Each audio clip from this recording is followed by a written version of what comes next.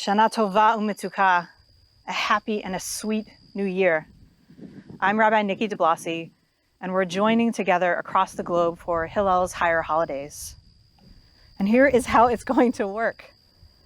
We're going to move through the Machzor, the High Holiday Prayer Book, with traditional words, with some modern additions. We won't necessarily read each and every word in order. It's going to move and flow, and I'm here to guide you. And if you get lost, that's cool. We all know that Rosh Hashanah is part of tradition, but our time together is not going to be all that traditional. I'm here on a gorgeous farm in the Hudson Valley. You might be watching on live stream with your local Hillel staff, with student leaders, with your friends. Maybe you're in your pod. Maybe you're on the couch at your parents' house. Maybe you're tuning in at 3:30 on Wednesday, feeling a little bit guilty that you didn't attend services at the right time, in the right place. Let me tell you, wherever you are, whenever you are, you're in the right place. We're here now, and we're connected.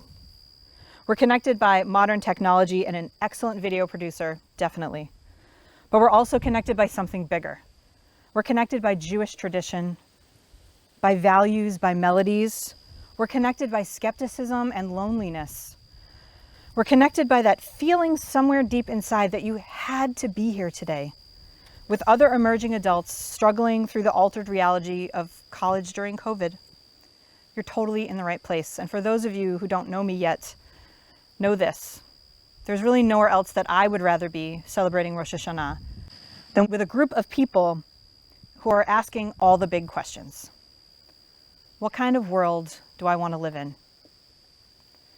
How do I help make that world possible? How can I learn from the past without rancor, without pettiness, without dismissiveness, and yet also call out the mistakes of the generations before me? How can I stay motivated to make this world a better place? How can I make sure that I'm not doing it alone? You're not alone. We are here now, and we are connected. A poem by Mary Oliver. Morning poem. Every morning the world is created. Under the orange sticks of the sun, the heaped ashes of the night turn into leaves again and fasten themselves to the high branches, and the ponds appear like black cloth on which are painted islands of summer lilies. If it is your nature to be happy, you will swim away along the soft trails, for hours, your imagination alighting everywhere. And if your spirit carries within it the thorn that is heavier than lead, if it's all you can do to keep on trudging, there is still somewhere deep within you a beast shouting that the earth is exactly what it wanted. Each pond with its blazing lilies is a prayer heard and answered lavishly every morning, whether or not you have ever dared to be happy, whether or not you have ever dared to pray. Imagine that's true. Every morning, the world is created. Today, right now, Hayom Harat Olam. Today, the world is born. If you were emerging new this morning, what would you notice? We move through some of the prayers of Birkot HaShachar, the morning blessings. We begin with moda ani, a prayer of gratitude and acknowledgement. And maybe today you're feeling grateful. Maybe you're feeling challenged, in need of comfort and validation. Both are right. Beginning our day with gratitude does not mean beginning with a platitude. It means radically acknowledging ourselves and the world around us. On this Rosh Hashanah, what do you acknowledge? Sing along in whatever language feels right to you.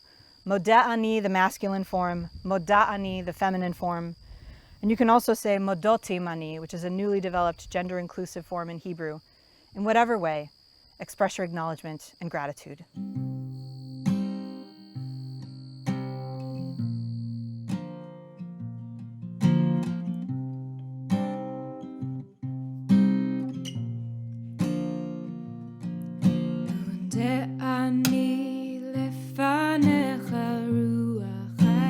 וקיים מודע אני לפניך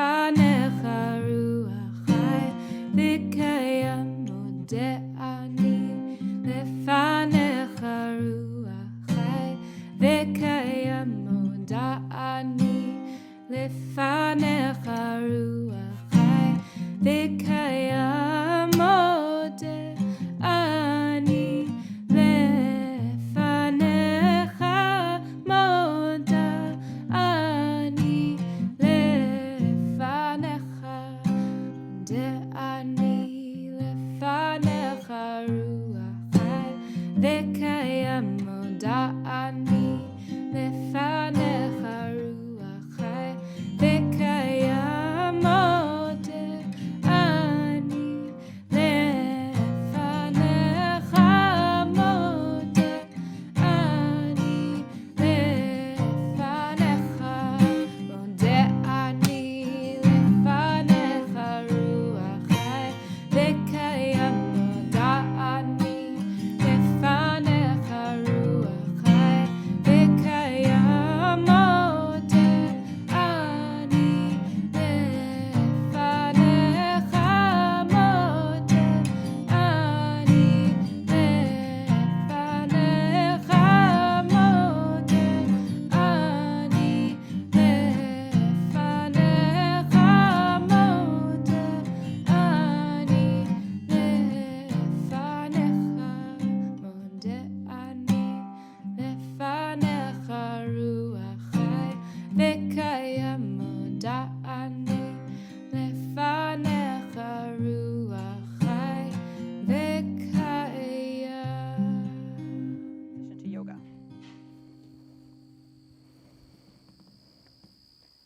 As we acknowledge ourselves and the world, we pause to take notice of our bodies. It's actually something our ancestors did too.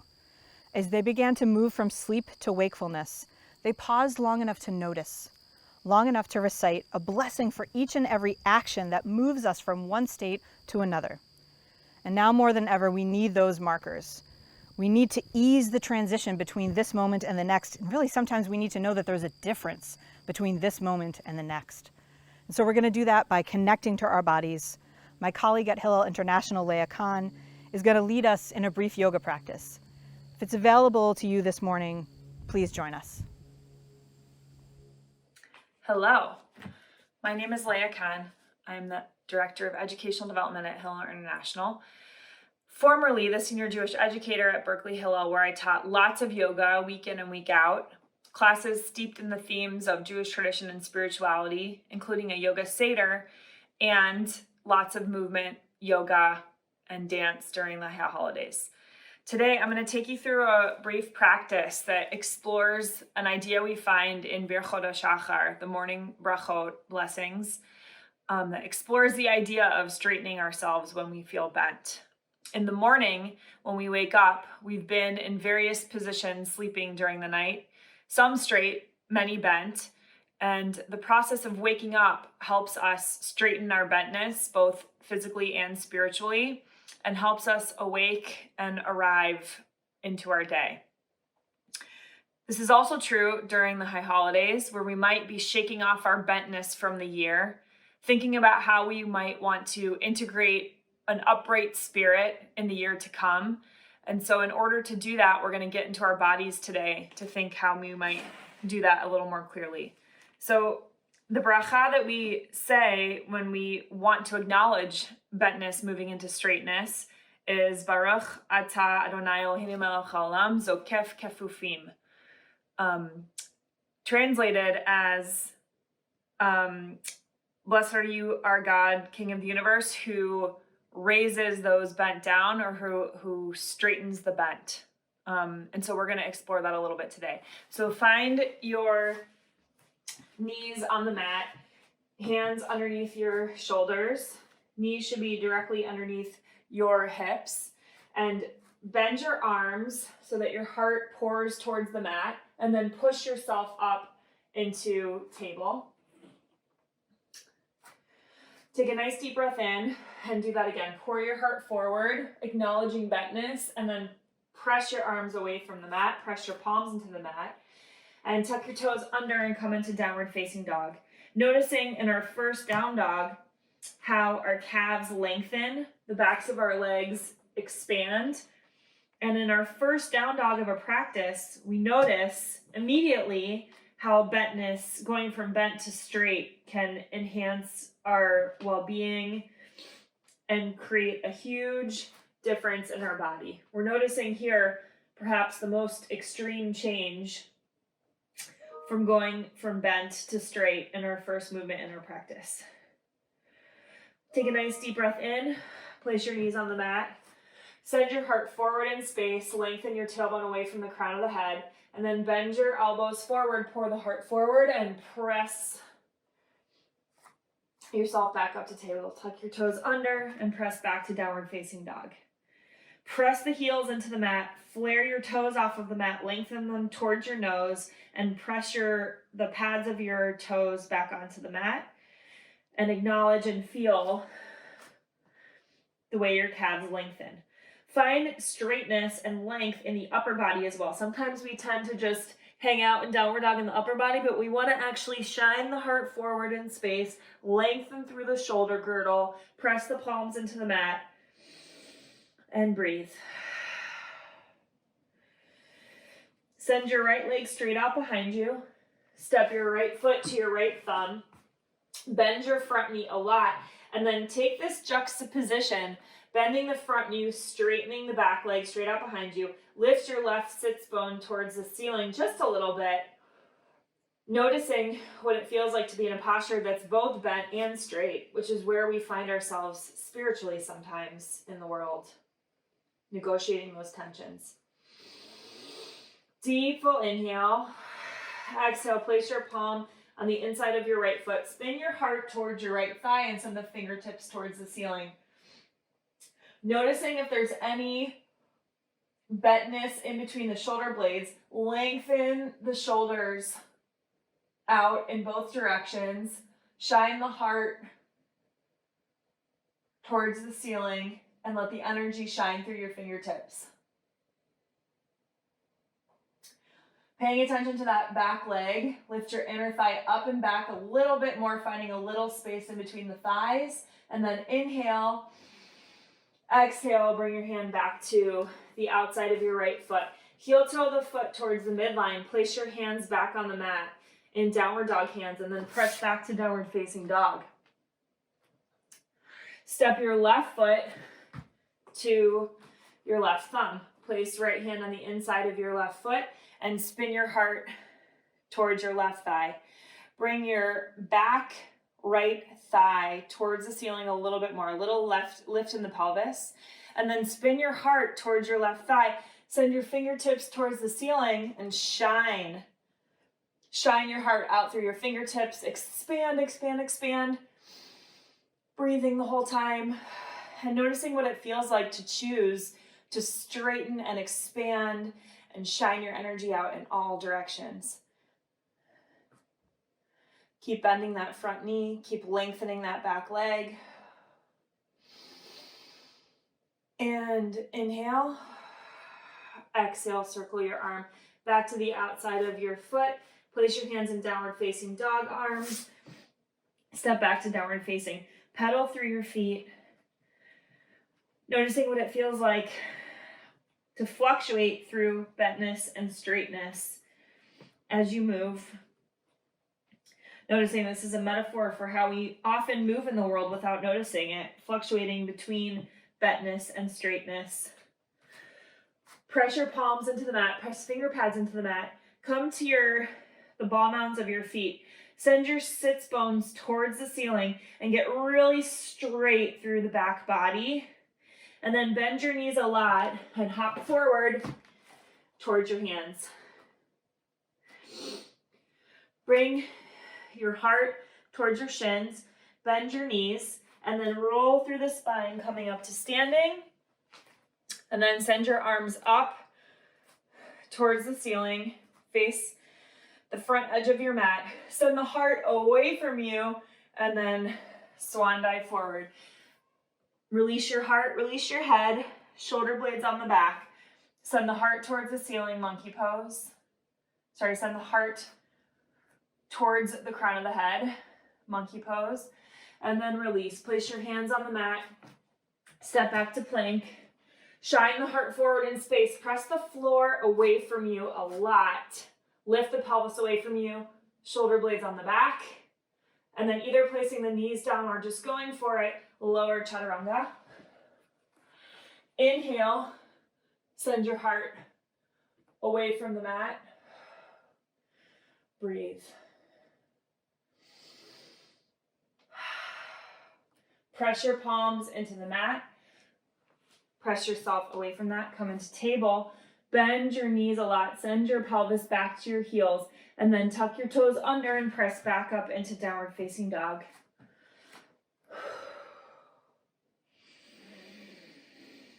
Breathe.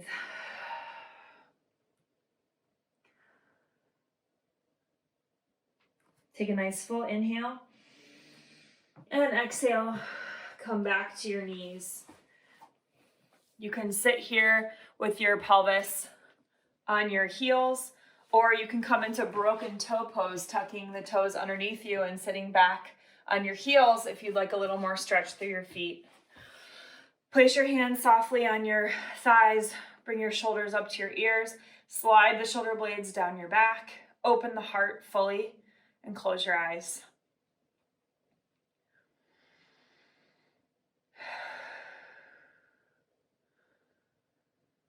As you close your eyes, maintain the connection with your breath, breathing in fully and exhaling fully, and allowing yourself to identify something from the past year that has caused you to feel really bent, maybe even broken down at times or consistently.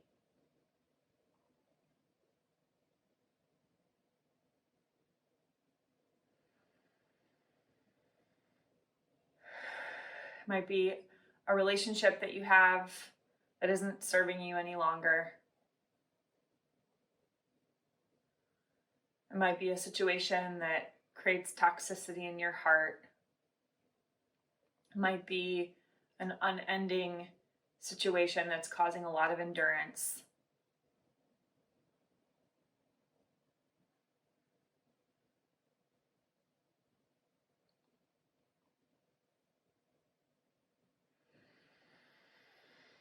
I invite you, once you've identified this situation causing bentness, to think of one way that you can bring a spirit of uprightness to this situation,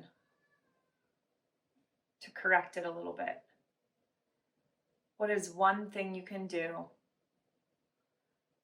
to help yourself go from bentness to straightness, even if it's just a minuscule adjustment?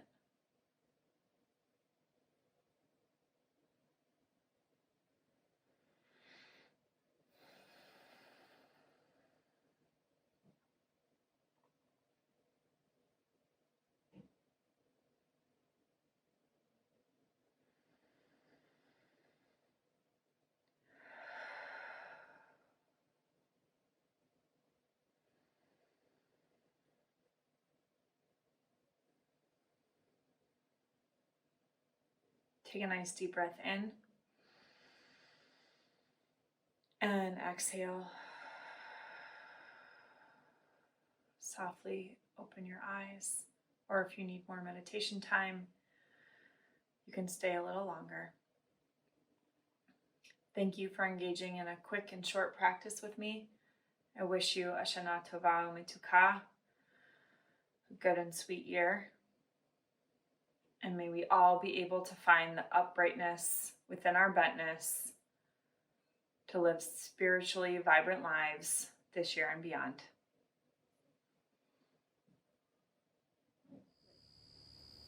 So now that we've really awakened our bodies and our breath, we turn to a prayer about our bodies and their vulnerabilities. You have taught us, guard yourselves well, take good care of your lives.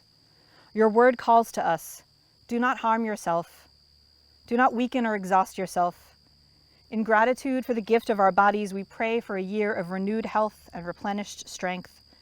May caring for our bodies become our daily practice. May we be attentive to our need for proper food, sleep, and exercise. Let no injury come to others through our acts or failure to act, but let our mitzvah be this, to build a just society in which care is a birthright, and the blessing of health, the responsibility of all. Baruch atah Adonai rofeh chol basar umafli la'asot. We praise the eternal God for wondrous acts of creation and of healing. And I add this morning a prayer by Rabbi Elliot Kukla, one of the first openly transgender rabbis, from a book called Mishkan Ga'ava, Where Pride Dwells. May the day come when it is also well known that if just one unique body within your creation is not allowed to make its distinctive beauty manifest in the world, it is impossible for all of your creation to thrive and rise each day joyfully before you. Blessed are you, source of all life and form, who implanted within us the ability to form ourselves, molding, changing, transitioning, and adorning our bodies, so that the fullness of our many genders, the abundance of our desires, and the diversity of our souls can be revealed. Barucha atah Adonai Eloheinu melech haolam, asher yatzra et bnei Adam v'Chava b'chokhmah. Blessed are you, eternal our God, creator of Adam and of Eve, who has made me your partner in daily completing the task of my own formation. And as we think about our breath, our neshima, we turn immediately to a prayer for our souls, our neshama.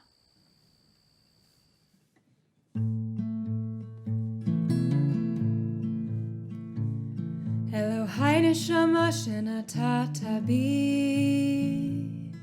tehorahi, tehorahi. Elohai neshama shenatata bi, tehorahi, tehorahi.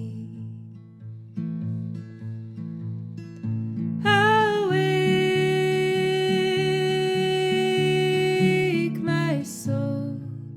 Take a big deep breath. Awake,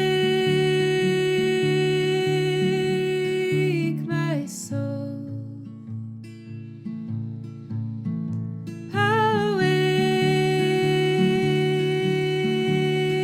Awake, my soul. One more time. Awake, my soul. Elohai, Elohai neshama shenatata bi, tehorahi, tehorahi. Elohai neshama shenatata bi, tehorahi, tehorahi. A poem by Walt Whitman. Why, who makes much of a miracle? As to me, I know of nothing else but miracles.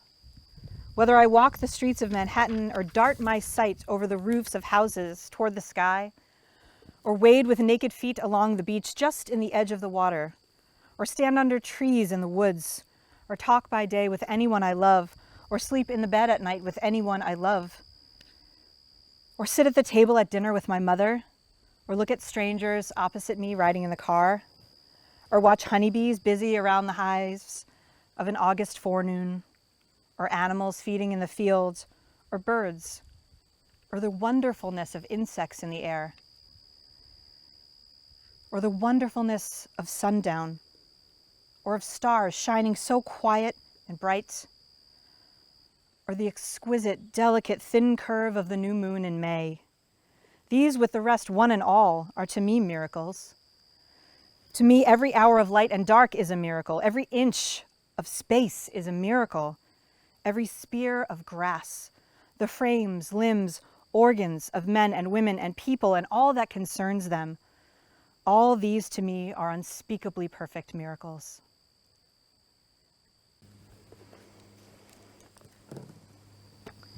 So maybe you've always believed in miracles. Maybe you just started believing just now when you realized that each breath, each smile, each twig and blade of grass is a miracle. Our ancestors saw the miraculous in something they called God, and that God on Rosh Hashanah they called a king.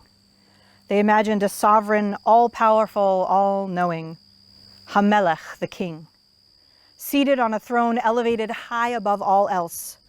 A ruler majestic enthroned beyond time and space. Eternally present, they prayed. Your name is hallowed on high, and the psalmist sang, rejoice in Adonai, you righteous. Let the upright adorn you with praise. But today the image of a king is deflated. The knowing and the powerful have abused their power. And so maybe this image of God as king feels far, feels difficult. Perhaps the image of a throne pushes you away. But let's not step back. I invite you not to step back. Let's reimagine. What is it in this world that holds power over you? What if there were a power that did not abuse, but rather loved? What if it's okay that the people we used to look up to have been revealed to be imperfect? What if we tweak the image of a king for our moment? This morning, we flow from the Machzor, the High Holiday Prayer Book, right to the words of folk songwriter Annie Zylstra. So you can reflect on the traditional words that inspired us this morning. Majestic God, today enthroned beyond time and space, we encounter you through our human bodies in an imperfect world. And so Annie's song goes, I believed in solid ground until I saw the earth in motion, in the winds of steady change, in the ever-rolling ocean.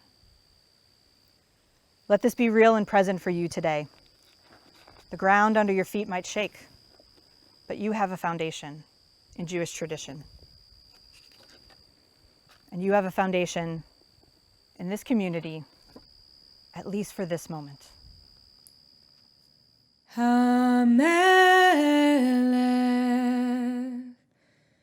Yosheva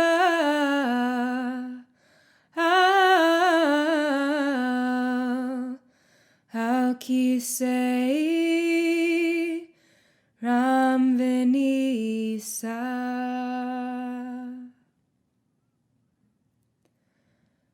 I believed in solid ground until I saw the earth in motion, in the winds of steady change, and in the ever-rolling ocean. I believed in solid ground, until I saw the earth in motion, in the winds of steady change, and in the ever-rolling ocean, I believe in solid ground, until I saw the earth in motion, in the winds of steady change, and in the ever-rolling ocean. One more time. I believe in solid ground, until I saw the earth in motion, in the winds of steady change, and in the